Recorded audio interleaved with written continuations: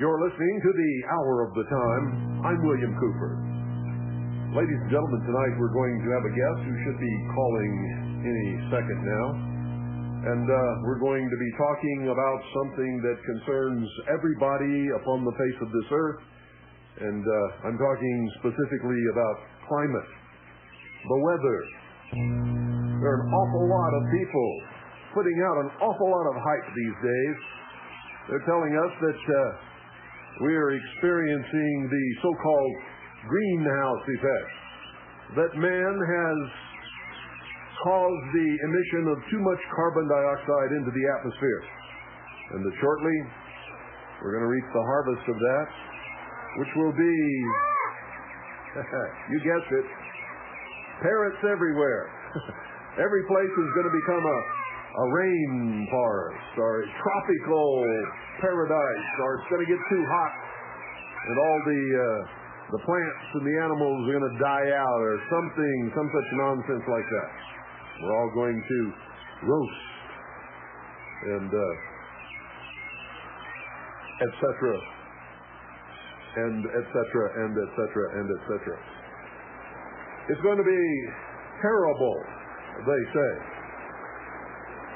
And, of course, the continued warming of the atmosphere will cause tremendous amounts of water to evaporate, and the skies will be filled with clouds, and there will be sort of a perpetual rainfall. Others say that this moisture that evaporates from the tropical regions will be carried up over the poles and will be deposited as snow and ice, and it will precipitate the onslaught of an ice age. Is that true? Well, hopefully we're going to find out the answer to some of these questions tonight. And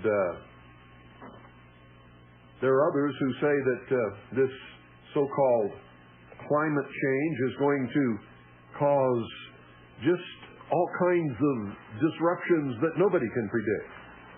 One day, heavy rain. Another day, beautiful sunshine. Who knows what the truth is, ladies and gentlemen? I can tell you what I wrote in my book, Behold a Pale Horse, years ago, based upon information that I saw predicted by government scientists of the Naval Research Laboratory, that the sun was basically, what I read is that the sun was dying, and this was indicated by the pattern of sunspots that had been measured over a long period of time, and that we were going to go into an ice age. And the truth of the measurement of the temperature around the globe seems to indicate that there's more of a cooling than there is a warming, ladies and gentlemen. But over the years, scientists who used to say that we were going into an ice age based upon sunspot activity and other things, one being the cyclical historical record of ice ages, that we are at the 10,000-year end of a warming cycle, and so that naturally we must go into an ice age, are now saying that, it's global warming and there's not going to be an ice age. Everything's going to warm up and heat up, and it's going to be terrible here. And then there are an awful, in fact, a great number of scientists who are absolutely honest down the line, and they'll tell you, quite frankly, that they don't know. I have on the line right now, I believe it's him. Jay, is that you? Hello? Hello? Is that you, Jay? Yes, it is. Can you hear me okay? Yes, you're coming in well, thanks. Okay, I need you to talk quite a bit louder if you can. Okay, I'm way back in the woods. I know. But we got to get you up on the level so that the listeners can hear you. Jay has done an awful lot of research into climate change, into the so-called greenhouse effect and global warming theory, and the people who say there's going to be an ice age. And it is significant at this time to be talking about these things because the third session of the Conference of the Parties to the United Nations Framework Convention on Climate Change known as COP3, will be held in Kyoto, Japan this year in December. And it's probably one of the most important conferences on environment since the Earth Summit for those who are concerned about what the socialist radicals are going to do or what kind of legislation they're going to pass in order to try to ram some type of environmental control down our throats in order to stave off what they, in their panic, believes is a crisis on this Earth as far as weather and climate is concerned due to what man has been doing over the years. Jay, would you like to give a little bit of your background and sort of tell the people who you are and what you've been doing, and then we'll get into the meat of tonight's subject matter. Okay, Bill. I'm not a climatologist. I do have a technical background. I'm a marine engineer, and that's a very general type of study that I had in college. And I studied a certain amount of meteorology, astronomy, electrical engineering, and quite a bit of thermodynamics. It was a good education, and I thank my parents and the U.S. government for it. But since then, I've been watching the environmental movement because I see it as it's a way that science is being perverted into a control mechanism. So you see it as I do, sort of a false science that's manipulatory in its application. Yeah, it almost reminds me of, the fellow who invented the thermometer, and that was Galileo. And most of us probably know what happened to Galileo. He had an idea that everybody else was wrong. He believed that the sun was at the center of the universe, not the earth. But the powers that be, which was the Jesuits, they didn't believe that.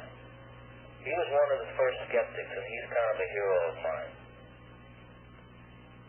So he ended up in prison, but he was right, and we're better off for it.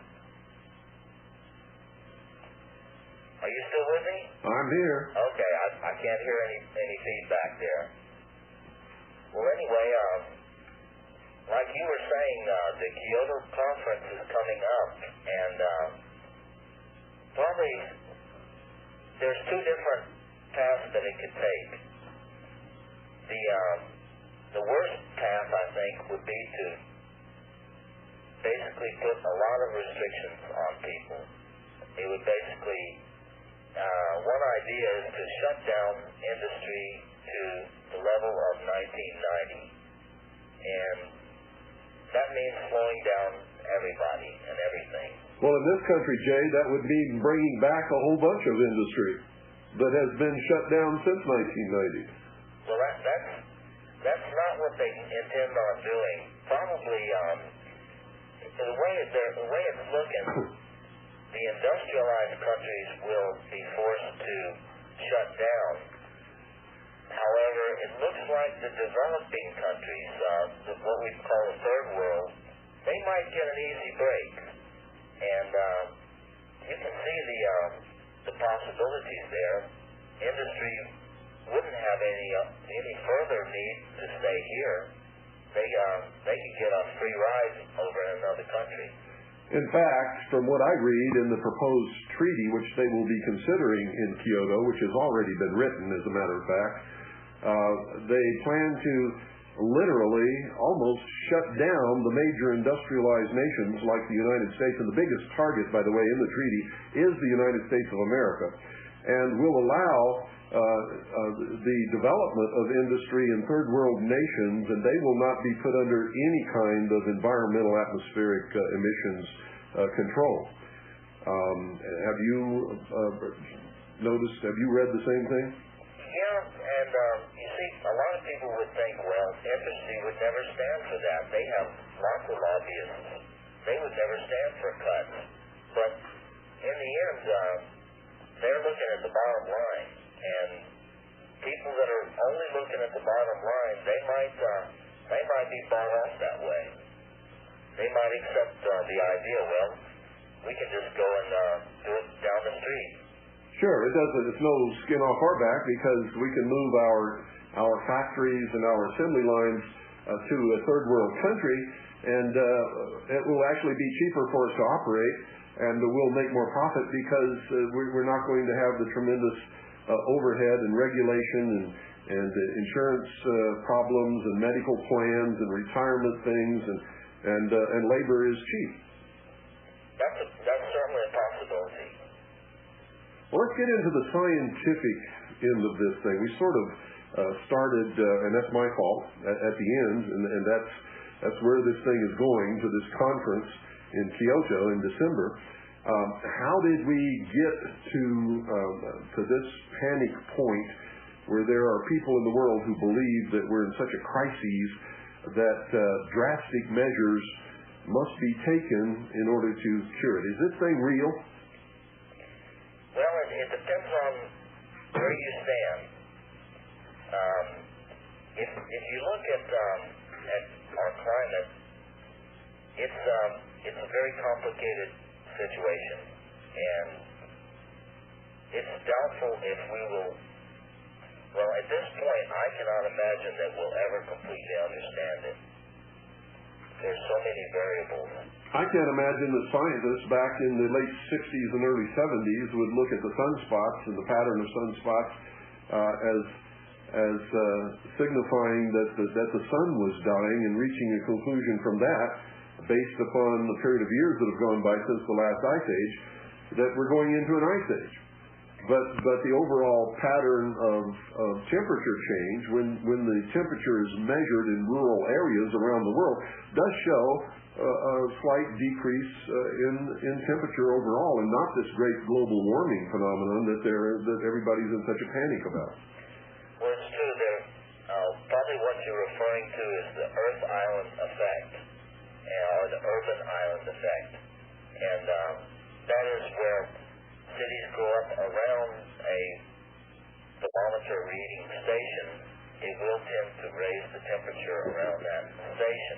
If you can't help it. And if you do look at the newest way of measuring temperature, which is the satellite, which is a 17-year record, it's not that long, but it does show that there's no significant increase in temperature.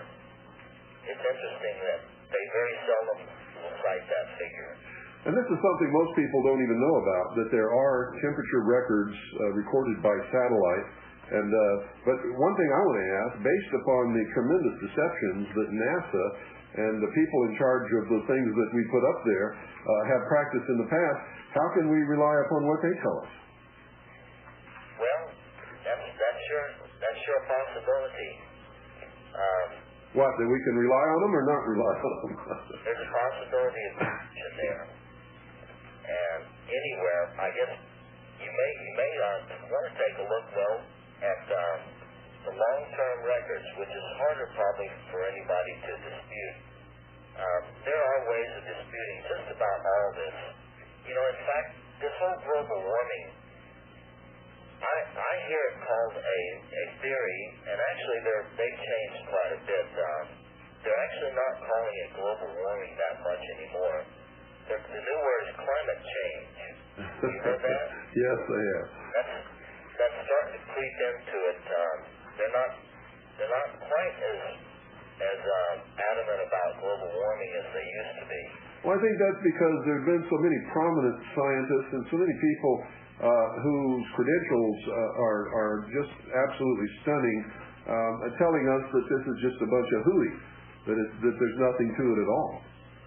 And yes, there was a recent situation in Germany, Leipzig, Germany, at the university there, and 100 climatologists came out and signed a paper. They said that there was absolutely no way that they could be sure that there was a human influence in warming. It does look like our climate is warming. It does. if you look over the last 100 years or so. Based upon what? That would be on the ground level. Mostly these are in the northern hemisphere too, by the way. Uh-huh. The southern hemisphere is mostly ocean. The southern hemisphere is not as developed. So most of the old temperature readings, especially that you could have much reliability, they're in the northern hemisphere. But in England, for instance, they go back to the 1860s that are fairly accurate. However, when all these articles, when the global warming theorists come up with an article, they'll always say within the last 100 years. Why do you think they say that? I have no idea. Why do they?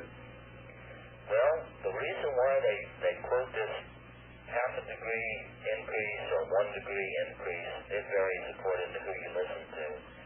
The reason why they say within the last 100 years is because prior to the last 100 years, the sun was in a very weak status. Solar activity had been down, and the Earth was actually experiencing a little ice age. Have you heard of that one? Yes. Okay, well, that was during the 1450s to 1850s, more or less. The dates vary because it wasn't like falling off a cliff into temperature, and it wasn't jumping up to a high temperature. It has its peak and it has its low, but it takes a little while. It's caused a lot of confusion with some Americans who study history and read the Pilgrims' accounts in the first settlements on the east coast of the United States of the terrible and bitter cold winters that people don't experience today. Yes, and why do you think Greenland is called Greenland? Well, isn't it? Well, I know why. Because at one time it was green and verdant and beautiful, and there was a thriving colony there that just disappeared off the face of the earth, as a matter of fact. That's right. And so what we have is cycles. The climate actually goes in cycles. And these are normal, aren't they, Jay? Yeah. We've got cycles which tend to run according to the output of the sun.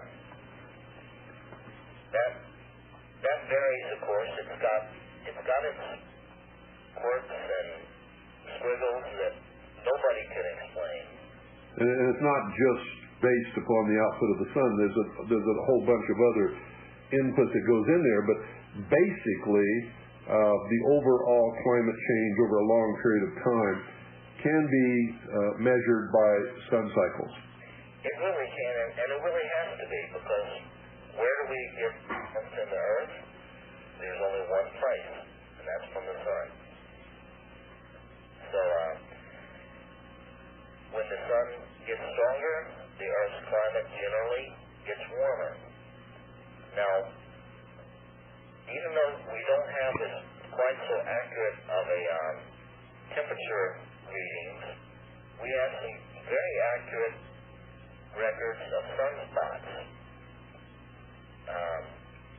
Astronomers have been studying sunspots for a long time, and there's other ways that they can infer the sunspot cycles, even going back through history, using ice cores and tree rings and sediments and so on. But it really does come down to the sun. And, well, we know that there's a lot of people that think a lot about the sun, don't we? Oh, yes. In fact, the sun, for all intents and purposes, is the representation, the exoteric representation of their God. And so it's tremendously important to them.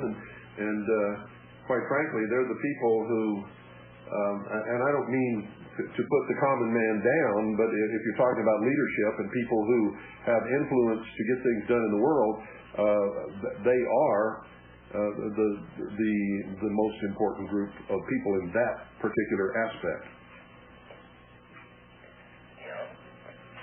Because they're in charge, at least right now.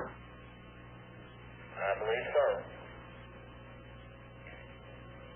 Well, anyway, the climate does cycle, and I was speaking of sunspot cycles, but that's not the only thing that cycles. Of course, we know that we have seasons, and that's not necessarily related to the intensity of the sun by the sun's fault, but rotation of the Earth around the solar system gives us our different seasons. That's on a short basis. Of course, day and night, that's a cycle. And even the orbit of the Earth around the sun is not always constant. It's believed that has quite a bit to do with the onset of ice ages also. Over a long period of time, the Earth's orbit does change. It becomes more circular or more elliptical. And what would cause something like that to happen? It's the influence of the other planets, Venus, Mars, etc. Now, folks, you all know that I've done broadcasts on all of this stuff many times before, and I know a lot of the answers to these, so you're probably scratching your head, well, why did he ask that when he's done this before? It's because Jay is the guest, folks, and I'm trying to get the information that we need from Jay without, this is not my broadcast tonight. It's Jay's. I'm just, when you hear me, I'm going to be asking questions or trying to get Jay to elaborate on certain things so that the information will come out. Now, Jay, we know that the weather has changed quite a bit over the years. During my lifetime, at least. I don't really know how old you are, and I'm not going to ask you on the radio because you may not want to tell anybody, but I'm 54 years old. And over as old as I used to be.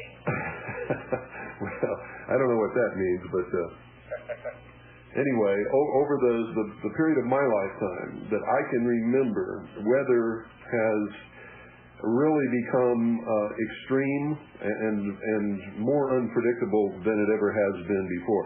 The amount of rainfall and floods and catastrophes that are happening because of the weather, I can't remember anything like that happening in my lifetime at all, except, maybe once a year somewhere in the world there would be some huge hurricane that would wipe out some island or cause a tsunami in Japan or something like that.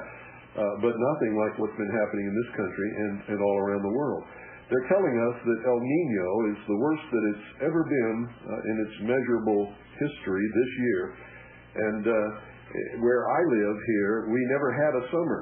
It was spring and spring and spring and spring, and lots of monsoons, moisture coming up from the Gulf of Baja, and lots of rainfall here, and now the trees are already turning their leaves, getting ready for winter. And the old-timers here are telling me that it's going to be probably the worst winter that we've ever had, based upon their knowledge of what all these things mean in their lifetime, which, and I haven't lived here all my life, so I don't know if they're right or not. But there really is something to this farmer's almanac and folk weather predicting stuff, because I've watched the overall predictability of it over the years is pretty high, much better than the weatherman was until he had satellite photographs and computer databases to work with. Now the weatherman is getting pretty accurate. But what does all this mean? I mean, we just had a tremendous typhoon. They're calling it a hurricane on television, and I guess they don't know that in the Pacific they're typhoons and in the Atlantic they're hurricanes. But we just had a tremendous tropical storm hit the coast of Mexico, and a lot of that moisture is going to come up into Southern California and Arizona and New Mexico. and possibly South Texas before it's all over with and cause tremendous damages.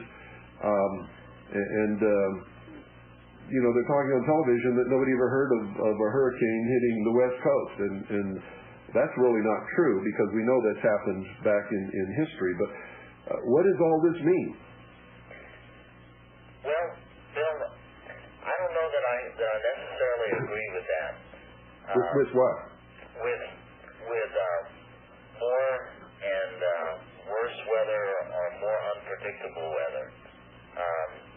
I've been doing a little research on historic weather events, and if you go on the internet, the NOAA, which is the National Oceanic and Atmospheric Agency, that's the abbreviation, but it's NOAA.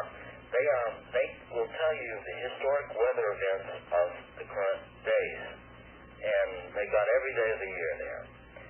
And so when I'm sparring with some opponents regarding weather, they'll put on, well, South America had the hottest day ever. Well, I'll look back at history from 1926, and Morocco was 136 degrees in the shade.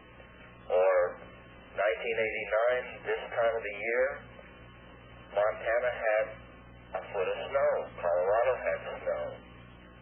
So I think you missed what I was trying to get at. I didn't mean that it was the worst weather ever in the history of the world. What I meant is it seems to be more predictable, and there seems to be more of it happening more often now than has happened in my memory in my lifetime. I'm not going by OSHA records. I'm going by my memory in my lifetime.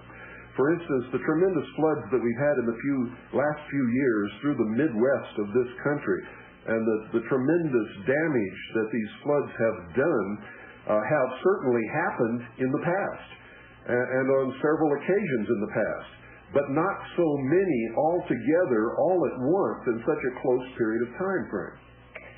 Well, do you think the media is able to report it better than they used to? Well, I don't know. I think that kind of thing would have made the news in this country, at least, whether or not the media could report it adequately, because that's the kind of thing that people are always interested in. Well, it's true. Everybody talks about the weather. Yeah. But I do notice that any disaster weather-wise, they have been pointing the finger at global warming. I've noticed that. Well, you're correct on that, and you're also right in another respect, in another aspect, is that they are better at reporting disasters. The news has gone from balanced reporting of good and bad news to all bad all the time, and whenever it seems like it's something that could be the hand of God, I mean, they really dwell on things that really shouldn't be dwelled upon. Crisis brings people all together, doesn't it? You got that right. And it also brings up in people's minds the predictions in the book of Revelations and makes them adamantly believe that the end of the world is near. And that's one of the things that this New World Order wants people to believe so that they won't oppose their bringing it about. So the more disasters and the more catastrophes and the more things like that they can throw at us, the more helpless people feel to be able to deal with any kind of problem in the face of all of that. That's true, yeah. So I think there's more to it than just reporting the weather. I think there's all kinds of things that enter into these things. But let's get back to the scientific aspect of this. When I talk to scientists, I think I would have to disagree with your assumption that it's getting warmer based upon temperature measurements, because you said something earlier in this broadcast that I found to be very true, is that where they used to be measuring the temperature in small villages or hamlets or in rural areas, there now have grown up around these areas a tremendous population of people, and those are no longer pristine, what you might call pristine temperature measurements. Most of the scientists that I talk to tell me that they really don't know which way the weather is going, but if they had to make a guess, there's going to be a slight cooling, but nothing that's going, and this is exactly what they tell me, nothing that's going to affect the average everyday life of anybody in this world. But when I check with the measurements of glaciation that's going on, I find that the glaciers are getting larger instead of smaller, as these people are trying to scare us with, that all the glaciers are melting and that there's going to be a rise in the sea level and low-lying islands are going to disappear and all of this kind of.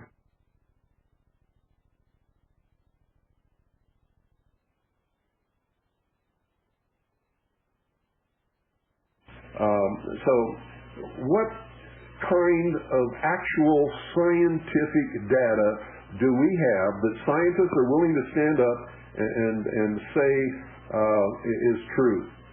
Is there a division in the scientific community that's significant? Or is there one side of the scientific community that outbalances the other side? What is happening there? Well, as far as the official party line, which does generally come from the United Nations, they are claiming to have a consensus that global warming, the balance of evidence suggests a discernible and human influence on the climate. That's basically their take on it. Okay, and I can see over the years, without checking anything, that it is possible that human activity has had an effect on the climate. But how much of an effect, and what does it mean for our future, if there really is an effect? I mean, if we're chopping down rainforests, and we're building factories that are spewing all kinds of gases into the atmosphere, isn't it possible that we are having some kind of an effect on the atmosphere? Yes, it's possible. And that's the real problem, is to decide how much and where it's going. And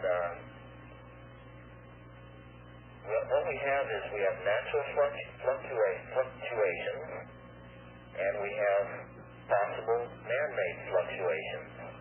Now, you would generally think that the man-made fluctuation would be steady and increasing all the time. The natural variations would be superimposed on top of that, or vice versa. We would be seeing both together. Uh-huh.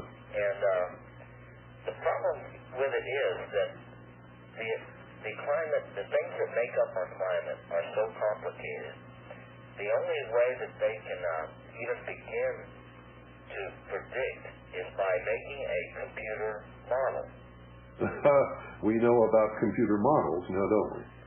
Well, let me give you an instance that I just read about since I wrote the paper. When on this computer model, basically what they're doing, they started off with a one-dimensional model, which is the flat Earth theory. Mm-hmm. Well, that thing was obviously not going to work the way the Earth does. As computers got a little better, they were able to get to 3 dimensions. Well, what they do is they take the surface of the Earth and they chop it up into little manageable cubes. Well, a cube in itself is not actually part of a sphere either, unless you made them really, really small. But when they represent a cloud in that cube of our Earth's atmosphere, it's a cloud itself. If you look at a cloud, you can look at one, and one looks like sheep, one looks like a goat, one looks like the ocean waves. Uh-huh. But what they use is a flat icing on a cake. It's a plane, it's flat, and it's homogeneous, which means it's the same thickness from the top to the bottom. It's also generally in a square or some sort of percentage of the block of atmosphere. So what we're looking at is is very imperfect. There's no way man could build a swallow or a bumblebee and make it work. And the computer model is just as fallible. Oh, but Shirley MacLaine says she's God. I'm sure she could do it. Well, there is a certain element of religion that has to enter in here. I think some of these people have to be pretty much true believers to say some of the things they say.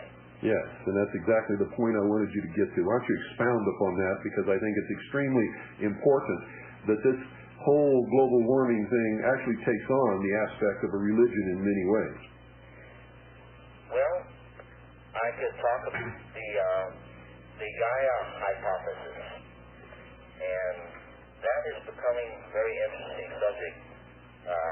Gaia is the name of a Greek myth. I believe Gaia was the Earth Mother Goddess symbol. And some people believe that the Earth is basically a living organism. And there is a cult-like mentality that's developed about that. Well, this is, in fact, the old mystery religion of Babylon. And that all things, even inanimate objects, rocks and dirt and trees, and all of these things are part of the cycle of reincarnation of the soul, and that you have to move your way up within these different things, doing, of course, your proper part while you're in these things, and so that you can move up on the evolutionary scale of development. Yeah, and there's where we can see that it's not only just a politicization of science. It's religion almost. It goes back almost the same situation as Galileo, because he had a theory which was counter to the religion of the day, and he had some big problems. He certainly did.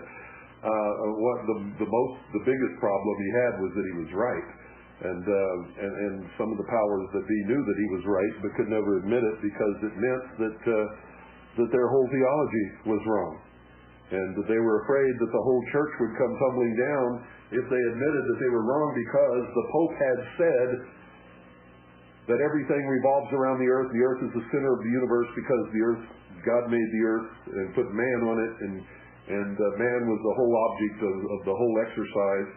And the Pope was said to be speaking for Jesus Christ and God on this earth, and was in fact infallible. So what Galileo did was a threat to the existing power, and could have caused the entire collapse of the theocracy that ruled at that time. It was like somebody had pointed a hydrogen bomb at Washington, D.C. And of course the Pope reacted in the same manner that Washington, D.C. would have reacted if someone had done that or threatened it. Well, there certainly is a certain aspect of religion in there. And I'm sure that, well, most people don't have contact,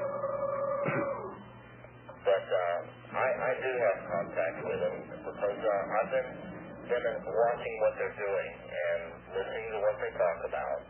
Contact with who, Jay? People that call themselves Gaians. Okay. And I'm doing this for research purposes. I'm definitely not a Gaian. I'm a human, but a lot of these people believe that they're just that a rock, as you said, a rock is no less important than a human. Yes. And basically, if we haven't gotten any further than that, we're in big trouble, huh? Because this is going backwards, actually. Jay, what kind of let me get back to this again, because you still haven't answered it. This is about my fourth attempt. What kind of division, if any, is there in the real, credible scientific community? Well, there is some.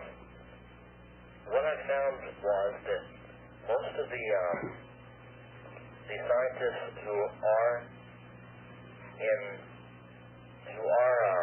aligned with the universities or with government, because that's who funds this in general. Yeah, anybody who gets grants, government aid, United Nations money, has to have, at least some of them have to have a bias. Now, some of them won't. And for that purpose, what the scientific community has done, in order to rule out falsehood within their ranks, science has established a peer review process. What that means is when you publish the results of an experiment, then everybody takes a good look at it. And that's supposed to police the ranks and keep everybody honest. Does it work? It doesn't always work. History will tell you that there was a fellow who thought he had a Piltdown man, a missing link. Well, it turned out it was just some skull that had nothing to do with it. Then the United Nations has established the Intergovernmental Panel on Climate Change. That's called the IPCC. And they are probably the most influential group of scientists. They are backing a consensus that there is global warming. The opposing side, which basically are skeptical of that position, they are mostly backed by industry. So we've got a problem that it looks like there's vested interest on each side. And that's probably not so bad. I think that probably the truth will be found somewhere in between those two extremes. But aren't these the same people, Jay, that told us that there's that there's an ozone layer when really there's not?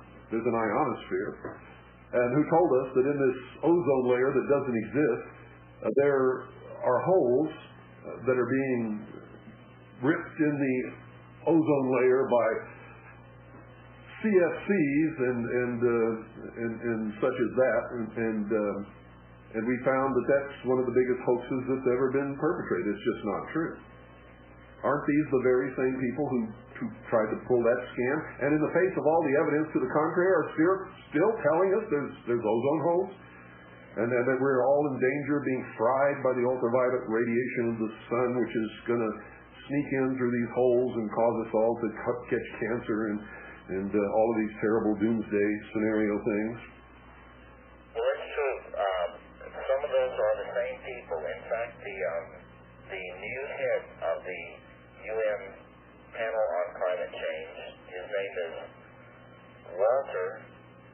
He has Dr. Robert T. Watson. He is currently the senior advisor for the World Bank, but prior to that, he was the head of the Montreal Protocol group, which pushed the ozone treaty through.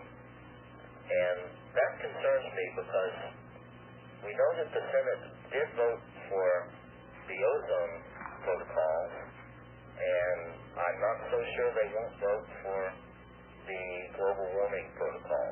And if you'll remember, in that incident, industry was also on the side of the ozone protocol. Well, they saw a way to make profit off of it, didn't they? I'm not so sure the same thing isn't happening now.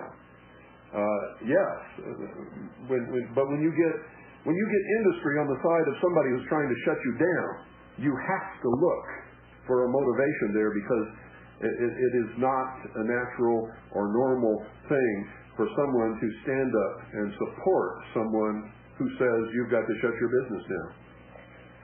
Well, right. So so far, the only industry that's really to the forefront that I know of is British Petroleum.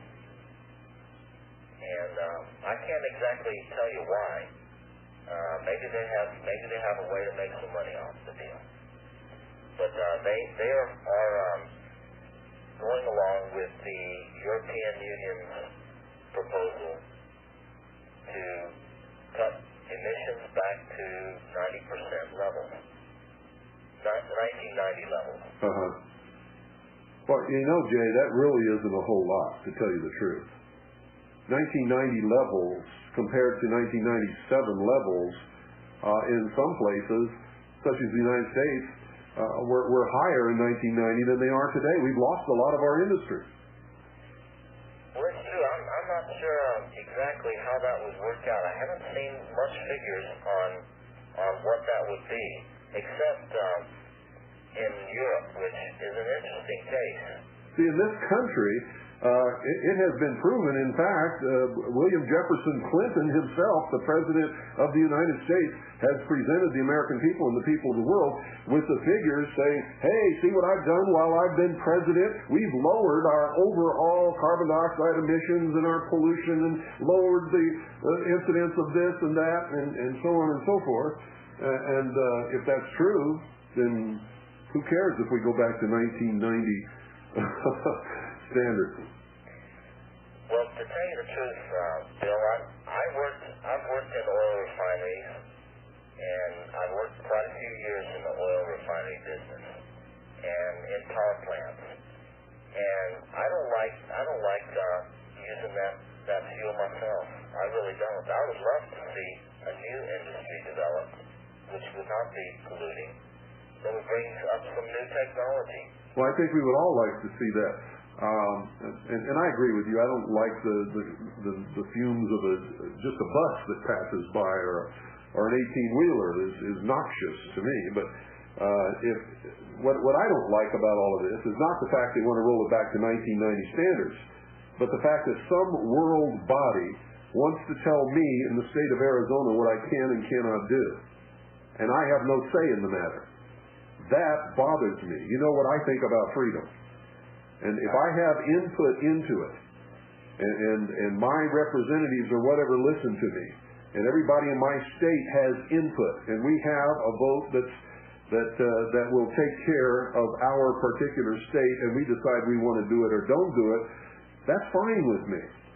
But when somebody meets in Kyoto, Japan, from Afghanistan and Argentina and South America, or South Africa, I say no. You don't have any right to tell me what I can do in Arizona, and I don't give a darn if we're affecting your atmosphere or not. It's just you have absolutely no right to do that, period. There's not a world government yet, although it wouldn't take much to topple us right into it, I got to tell you that.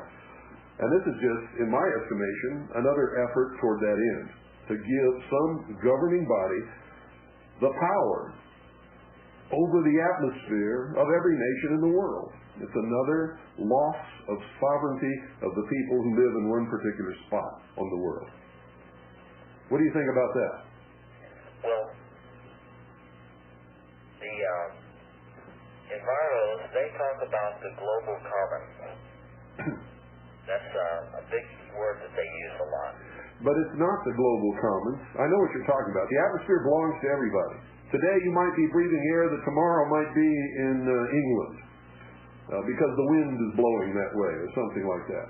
Or the water that you pollute in America or in South America goes into the ocean and pollutes the ocean, and we catch the fish and eat it and we die. Right? That's basically what they're talking about, I guess. That's what they mean by global commons. But you see, they're askance on that because the representation of the people around the world is not according to the demographic population of the area that is participating in this. Somebody who comes from a little country that only has 50,000 people has an equal vote with a country that has 260 million people, and that sucks. Yeah, and not only that, the representatives sent to that meeting, how far are they away from the people that they're supposedly representing? Quite a bit away, and many of them don't even represent people, but represent organizations and businesses. Well, that's true. There's, at the Kyoto conference, there's going to be all sorts of meetings of NGOs, and that stands for non-governmental organizations. That's correct. Those, and they're usually fanatical in their belief system. Yeah, it's interesting who all is represented in amongst the NGOs, and also who runs them, who controls them, and what type of power they have. Generally, they have parallel meetings with the people who actually sign the paperwork. What I've discovered, Jay, is that these NGO organizations, or non-governmental organizations, actually have more money and more power than the entire United Nations body as a governmental world organization has or can wield at any time. Well, generally a lot of them do get their money from foundations. They're foundation-backed, or they've had endowments and become had trusts formed, and a lot of them develop some pretty big bankrolls, that's for sure. Without a doubt. Well, so what is this going to take us? What are they going to do at Kyoto? Why is it important to us? As we go into the end of this broadcast, why don't you just sort of round up what we've talked about and tell us what this Kyoto meeting means to us, how it can affect us as Americans, and what we need to do to make our voices heard, if we can at all. I don't think that we can, but you may have a different opinion on that. Well, my idea on this, of course, I think I explained that they plan to ask all countries, or at least some countries, to stabilize their emissions of carbon dioxide, and that is to prevent global warming. So that's their stated purpose. Now, okay, I've got to break in here because their stated purpose is different from what they have already written and prepared as a treaty that will be introduced for adoption at the Kyoto meeting. It's already been done. And in that treaty, what they basically want to do is completely different from what they're saying. What they want to do is completely shut down industry, all industry in the United States, and relegate us to a service-oriented country and some of the other major industrial nations of the world. And they want to take any limitations off of third world countries and give them free rein to develop an industrial base and bring their people up to a higher standard of living, while our standard of living falls in the process. That's basically what this treaty has contained in it. Well, we'll have to see what the final treaty looks like, and of course that has to pass through the Senate, which, well, I have to say that it's supposed to pass through the Senate. Now, as you may know, our representatives have signed a number of treaties with the UN, like the Biodiversity Treaty, and the Senate has not ratified those treaties. However, through executive action, a lot of this is being done already. Now, I'm not sure how far he can go as far as taxes go, but he can, meaning President Clinton. Oh, that's another thing that's in the treaty, the power to levy taxes on the nations that adopt this treaty in order to support the effort to lower the emissions into the atmosphere around the world. Well, as I recall, the actual taxes generally have to be approved by Congress, so I guess our only hope, I don't see that we'll influence anything at Kyoto, other than maybe public opinion. But this battle will be in the U.S. Senate, and possibly if the U.S. Senate votes it down, it might fall apart worldwide. That's a possibility. Well, none of these other things have fallen apart worldwide. The signatory nations who have adopted the treaties without the United States participation have just gone on without us. It's true. Of course, I think we may be the linchpin. Well, there's no question about that. We're the linchpin in a lot of things.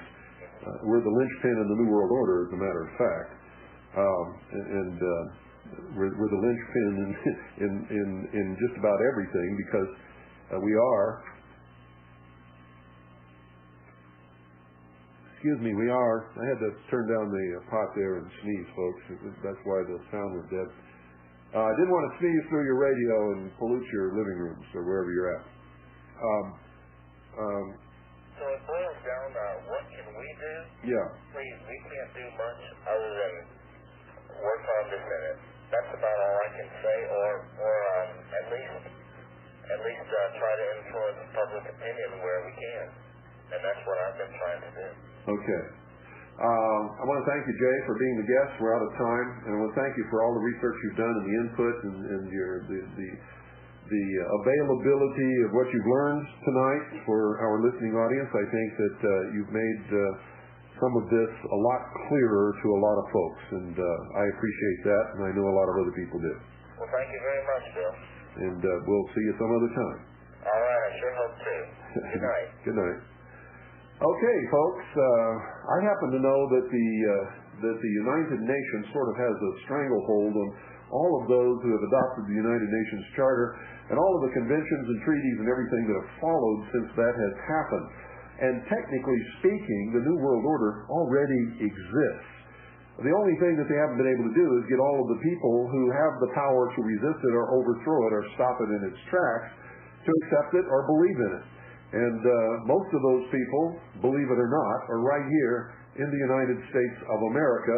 And also, believe it or not, there's a significant portion of people in what used to be called the Soviet Union who aren't going for a lot of this stuff either. And I told you years ago that would happen, because the communists want world government, but the people of the communist nations are like the people in the United States of America.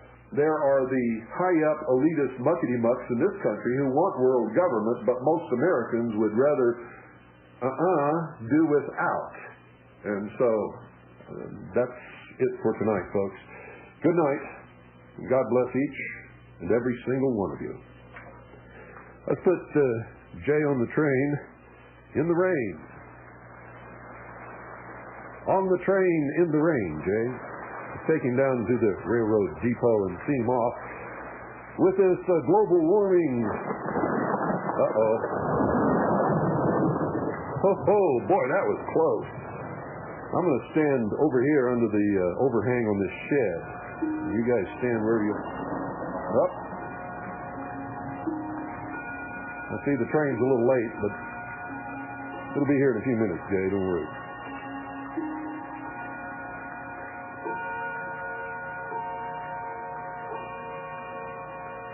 There's that bell again.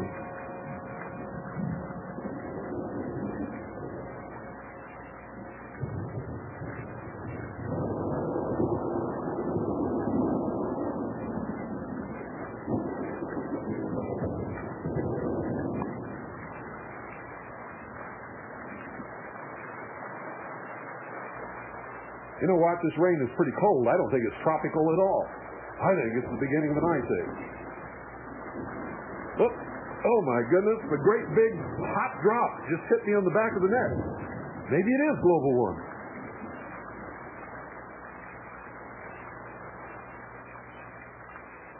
This puddle I'm standing in, though, is sort of lukewarm.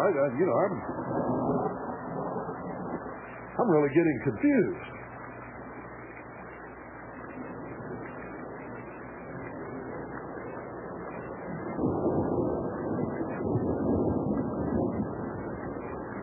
Hey, what's that up in the sky?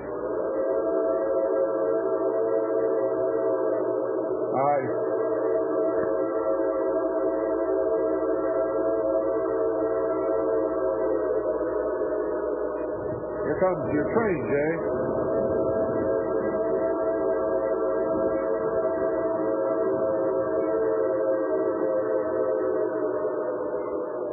see the hole in those clouds that just seems to go right up into space? What is that? The what? The ozone hole? Oh, come on.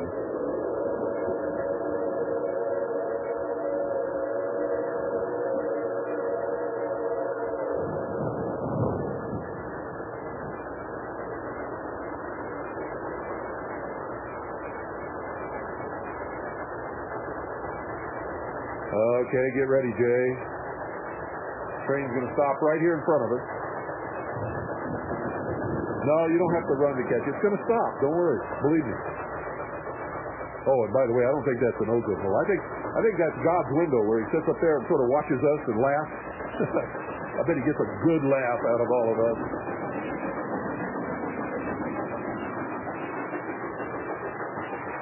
There you go, buddy. What car do you have? Number 22? Okay, watch for car number 22. There it is. I see it. Did I tell you it's going to stop right in front of us? Hey. Well, see you next time, Jay. Take care. Hope you can attend next year's conference in May.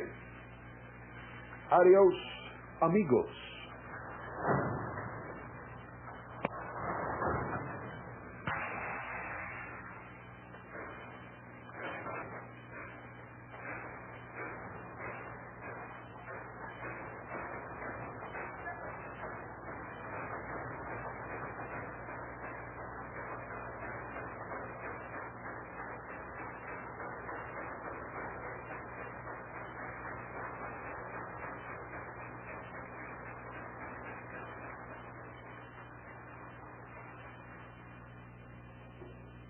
You're listening to the Worldwide Freedom Radio Network.